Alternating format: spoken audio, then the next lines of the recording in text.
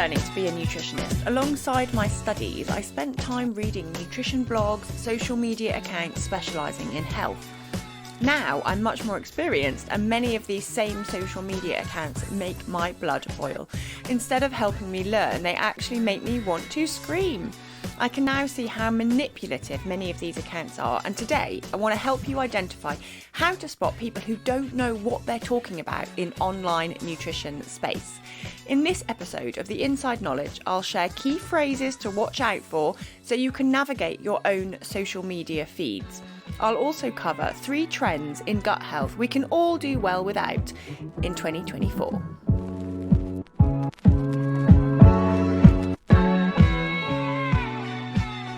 Hello, welcome to episode 35 of The Inside Knowledge. I'm Anna Mapson. Today's episode is all about how to better understand nutrition information that you read online. A lot of discovery calls I have with potential clients show up phrases and attitudes and opinions from other nutrition professionals, or sometimes they're not even professionals, they're just people who are chiropractors, personal trainers, dentists, other people who have an interest in health but are not specifically trained in nutrition, giving out nutritional information that frankly is incorrect and can be quite dangerous. So today I want to help you navigate some of this information by understanding key phrases that you can be aware of, and you can decide whether to follow these people in the future or whether you've had enough of listening to some of this information. The biggest one I want to start with is people who create a suspicion about food. You will identify these people because they are calling things inflammatory. They are using words like toxic, nasties, it's natural and natural's always better, using words like junk. You know, there's really creating a good and a bad, a clean and a dirty, and these are quite wrapped up in a lot of moral judgment as well as not being accurate. If you think about one food and how much importance that might have in the entire context of your whole diet, I see people getting way too hung up on the importance of one food or one ingredient in one food that they might have once a month and really thinking that this is going to have a big impact on their digestion, when in the majority of cases it won't, and it's much more about your overall dietary pattern. So people who are encouraging you to think of food as toxic or telling you that certain foods are inflammatory do not understand how food works in our body. We do know that certain dietary patterns can be linked to increases in inflammatory health conditions. So this is typically a high fat, overly high calorie, low fiber diet that is sometimes called the Western diet, that is linked to increases in body weight, increases in heart conditions, heart attacks, strokes, high blood pressure. But to go from that to saying that a certain food is inflammatory or a meal might be inflammatory, you know, what does that even mean? Which particular inflammation markers are you talking about that are raised after eating this food? And how has that been proven? The problem is in nutrition research is that we just don't have that much research showing you eat a certain food and it has an exact reaction straight away in your body. I guess my main point is just be aware of the language that is being used about food, and know that eating a certain meal doesn't necessarily lead to raised inflammation markers. If it does, what inflammation markers are being raised, how long are they raised for, and what is the implication of that over time? Now, the next red flag I want to move on to is nutrition or health professionals who sell supplements. If they've got their own supplement range, or they have a shop where they are selling supplements, then take what they recommend with a pinch of salt. These are obviously selling a product. It's not the same as recommending you something that may help with your symptoms, maybe an individual nutrient like magnesium, or maybe you need iron or omega-3. Selling a product that is a combination product is not necessarily going to be in your best interests. It's one of their products. So just be careful where people are marketing themselves as independent health professionals, but yet they have their own shop and their own product, and actually they keep promoting their own products alongside their services. And then secondly, someone who says that you need to have a test in order to work with them. So I see quite a few nutritionists online in similar space to me who say that everybody who works with them has to have a stool test, which costs £350, or they have to all do a SIBO test before the person will work with them. I just think this is a bit of a red flag. These tests are not essential for everybody, and there's so much that can be done through diet and lifestyle first. I do run some of these tests with people, but as a second line intervention, it's not about making everyone pay out for these tests. Partly, it's a real cost implication for you, and I don't think it's essential, and I don't think it's always the right level of detail that you need in order to see benefit. I would much rather you work through diet and lifestyle and see some changes without these tests. So the third point I want to make is people who routinely recommend everyone goes gluten-free. This is very common in the nutrition online world. Again, it's about the inflammatory thing. People saying that gluten is inflammatory and you should all be avoiding it, which is, again, utter nonsense. I see people online saying eating gluten is affecting brain fog, skin health, gut conditions, hormone problems, like you name it, it can be linked back to gluten, apparently. I know that there are people who have undiagnosed celiac disease.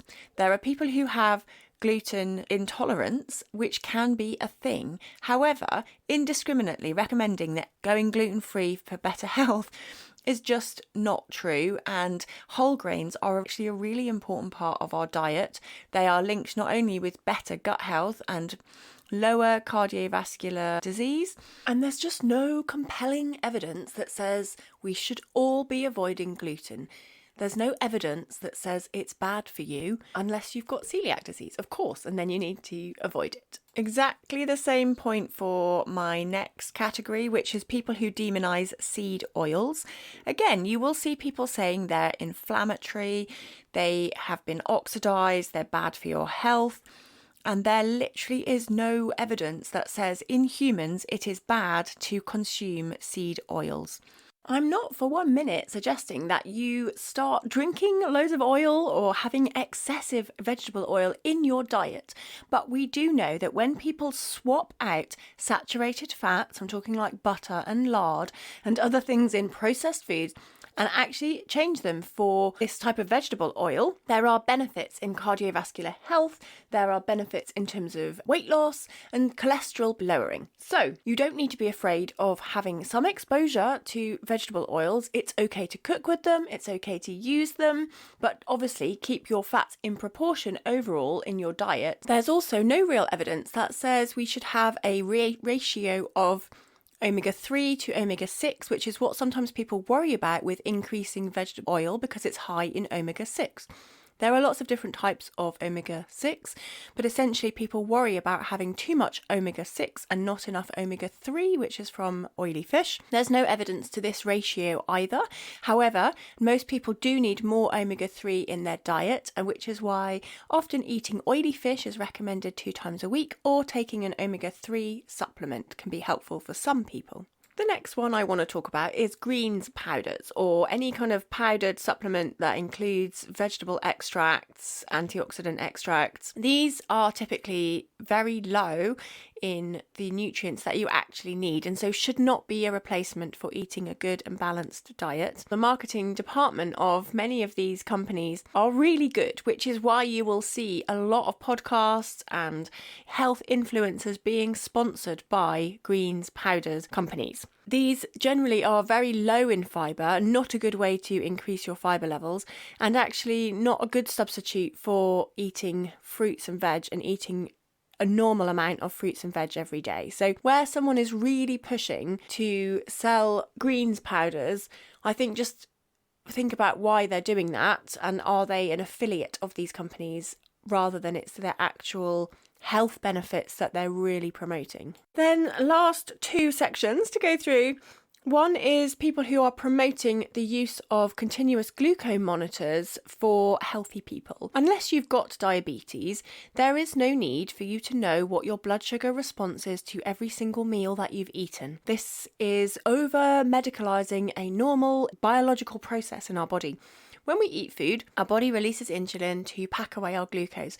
For some point after a meal, you will have a level of glucose in your blood. As long as that returns to normal within a 2-hour window, there is no issue with having a glucose spike, as it's sometimes called. And by the way, there's no real definition of what spike means. We also don't have any evidence that lower is better, that if you stay low for a longer time, that's better. Now, of course, I'm not saying anyone wants to have raised blood glucose for over 2 hours again and again. That is unhealthy. However, what I find is people are getting a little bit over obsessed with these continuous glucose monitors, thinking about their glucose response to every meal. And what we don't have is evidence to say that a normal response that reduces down is actually bad for your health. So we know diabetic conditions are dangerous, and that's why they're really closely monitored. If your doctor realises that you have got raised blood glucose on a fasting glucose test, then they will try and deal with it with you. So we just need to be careful about outsourcing how our body feels to a machine. That's part of my issue with it. I don't think it teaches you to be in tune with your body. It teaches you to outsource this to a device. And we also know that our glucose response changes throughout the day, depending on how many meals you've already eaten that day, depending on what else you've eaten, depending on whether you've exercised or not. If you're a woman, depending on your menstrual cycle phase, your blood glucose will change throughout the day, throughout the month, and that's relatively normal. And when we're identifying issues from a certain food, people are feeling very nervous about eating them, which I think creates more food restriction and food fear. Then just a few final things that I would always be very cautious of online is, firstly, anyone who is selling you a quick fix. Health changes are rarely quick and easy, and the simpler they seem, probably the more sceptical you should be. So anyone who promises you can lose 3 inches around your waist or lose 5 stone in a month, these kind of quick fixes are just unrealistic and unhealthy. And then a couple of other dietary things that are also really worrying is the carnivore diet, where people literally just eat meat and eat no vegetables and fruits. There are people, even doctors online, saying that this is healthy and that fibre is bad for you. This is clearly just nonsense, and I think a lot of people will see that. However, people in the IBS world have realised that if you cut all fibre out, it can manage some of your symptoms, but long term, you've just got to think about whether this is going to do damage to your arteries. You're eating saturated fats and meats all day and no fibre. Similarly, people who go on about lectins in food, about oxalates, these are natural parts of foods that people tend to demonise and say they can give them issues. Majority of people, it's not a problem, and we need to look at your overall diet pattern, the amount of food you're eating, rather than blaming a compound in food which isn't really likely to be causing you a problem. So that was a list of all my biggest bugbears online at the moment, the things I see which really worry me in terms of the messages they're sending out. And I suppose I'd like to summarise it by thinking about how this information makes you feel, whether it makes you feel more empowered or more worried. And sometimes the level of understanding that people have is patchy. And what I would say is, if you're reading certain information, you're skimming through various social media feeds, you can pick up some really detailed, some really interesting information, but you can also get a skewed picture of what is important. Part of the problem with social media information is that the algorithms favour new information that people are engaging with. If you're constantly just giving out normal public health nutrition advice, which is eat more fibre, don't eat too much sugar, don't drink too much, eat your fruit and veg. This is very standard information. Everybody knows this. And so a lot of people are trying to find interesting ways to keep their account fresh. And what it means is that they're sensationalizing information that doesn't really have enough scientific basis, which is why it's not in the national guidelines for eating. This is a problem. It's a compromise, I suppose, between keeping your audience interested and actually educating them on real nutrition facts. I wanted to finish with 3 trends or things to look out for that I've noticed in the online gut health space into 2024. The first one is this illusion of personalised nutrition. So there are some companies out there providing personalised nutrition without necessarily getting to know you as a person. So there are programs, for example, the Zoe program, which looks at your stool test and gets you to wear a continuous glucose monitor, a CGM, for couple of weeks, and then they will give you a personalized nutrition plan. Now, I have heard that there is very generic advice that comes out of this, like eat more fiber, eat more veg, whole grains, avoid too much sugar.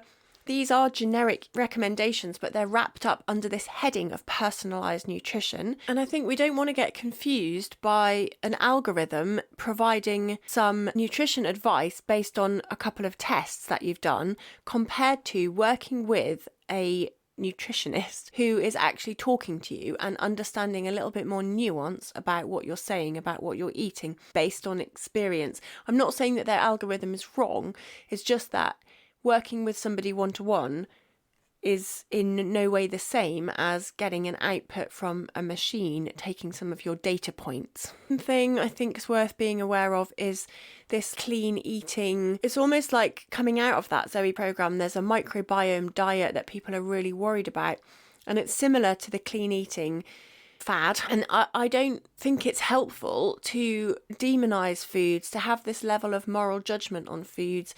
It's really an obsession with health that is sometimes termed orthorexia when it gets into very specific ways of thinking about foods and really labeling foods. Thinking about your gut microbiome all day, every day is not healthy. So it's that clean eating obsession which I think needs to get in the bin for 2024. And then the third thing I think you need to be aware of if you're someone who's interested in gut health in 2024 is how much online advice you get from portals, like from forums or Facebook communities. Whilst these communities are amazing for helping people out, connecting you with people who feel the same as you and have some of the same issues, and particularly with IBS, it can be so embarrassing. You don't want to share that stuff with your nearest and dearest. So connecting with people who don't mind you sharing the details about your bowel habits and your digestion is amazing. But where I have seen some really worrying trends is certain people who are not trained nutritionists giving out information like it is a fact, or advising people on what they eat with absolute certainty, or telling them to take supplements with no clue whether they're taking any medication that might interfere with this or whether it's suitable for them. I just feel it's really worrisome, and I wonder whether it's actually helpful for people in the long term. So whilst I love the idea of people connecting with other people who've got IBS, I wonder whether if you're getting information from a Facebook group or an online forum message board, whether that is actually helping your condition or not. And I hope it is. And I hope you are not getting false information that actually could be making things worse. Most people on these groups are doing it with the best intentions. They are telling you things that have worked for them, and they don't want you to make the same mistakes that they did. So they're really passionate about sharing this information.